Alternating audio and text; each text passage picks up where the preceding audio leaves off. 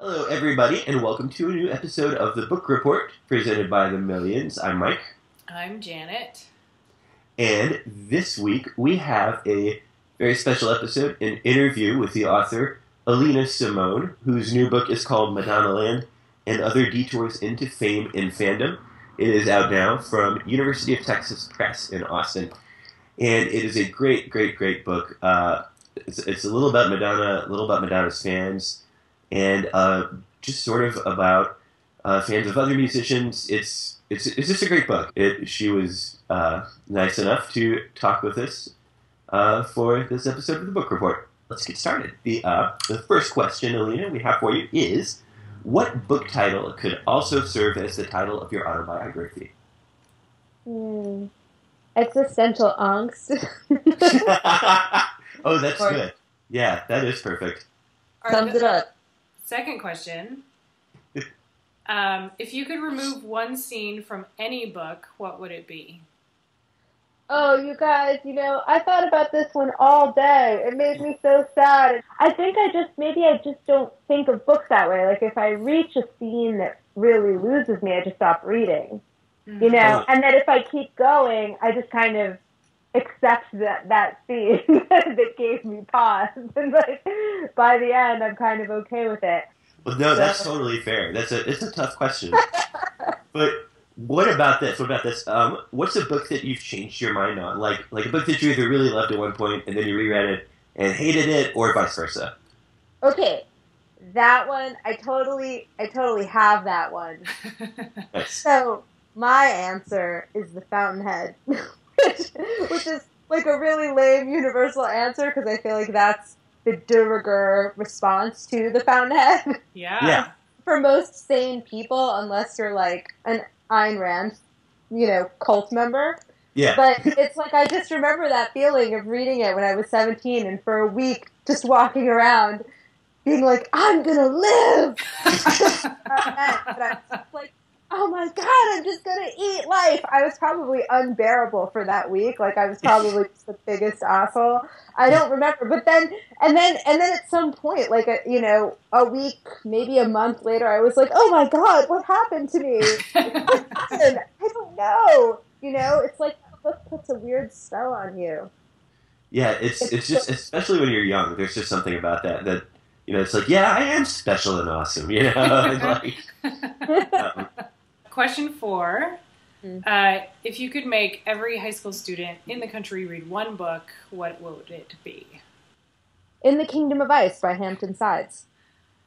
I am not familiar with that book. I'm not either. Well, I've been reading all of these true adventure books. I had this trip to Nepal I was just a writer on the trip, but it was full of like modern day explorers and adventurers, people who literally walk across Antarctica and climb Everest and, do that sort of thing. And when I got back, I just started reading all of these adventure, like books about real life adventure, and they are just like crack. They are like, they're so good. It's about a polar expedition in 1879.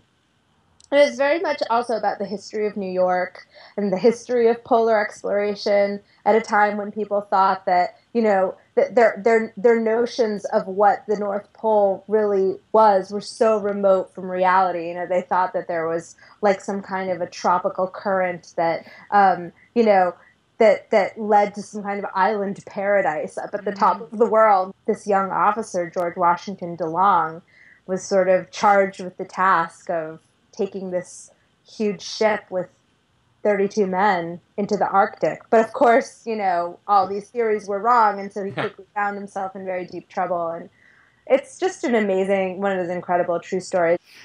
Okay, well, for our fifth question, what living author are you most jealous of?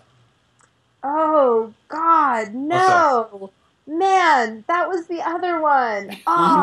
God, my problem is I feel like it's not that I have a spike of jealousy for any one author. It's like I kind of have a constant low-level jealousy of every author. You know what I mean? Like every single thing I read, there's a turn of phrase that I never would have thought of. Some like eloquent way of explaining things that I never would have thought of. And it happens in even the smallest bits. Like, you know, a half, whatever, like a paragraph blurb for a movie or something, you know? Yeah. Oh, I never could have done that. That guy's a genius, you know? You guys, I have kind of the opposite of, like, a jealousy. Like, I literally, with, like, some amount of pathetic regularity, check Jonah Lehrer's website because I just feel so bad for him and want him to be okay.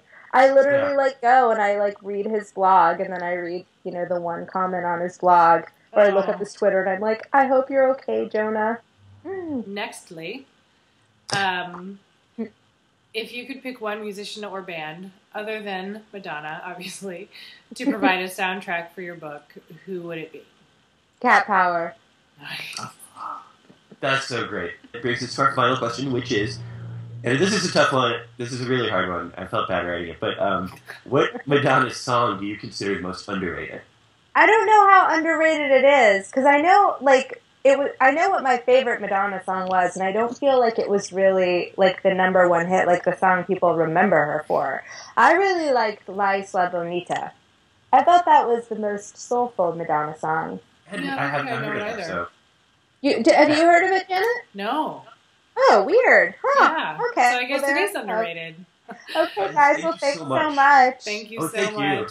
Many, many thanks to Alina Simone, author of Madonnaland, out now. Go get it. It's easy to find because it's so bright. So just walk into the bookstore and walk towards the bright pink.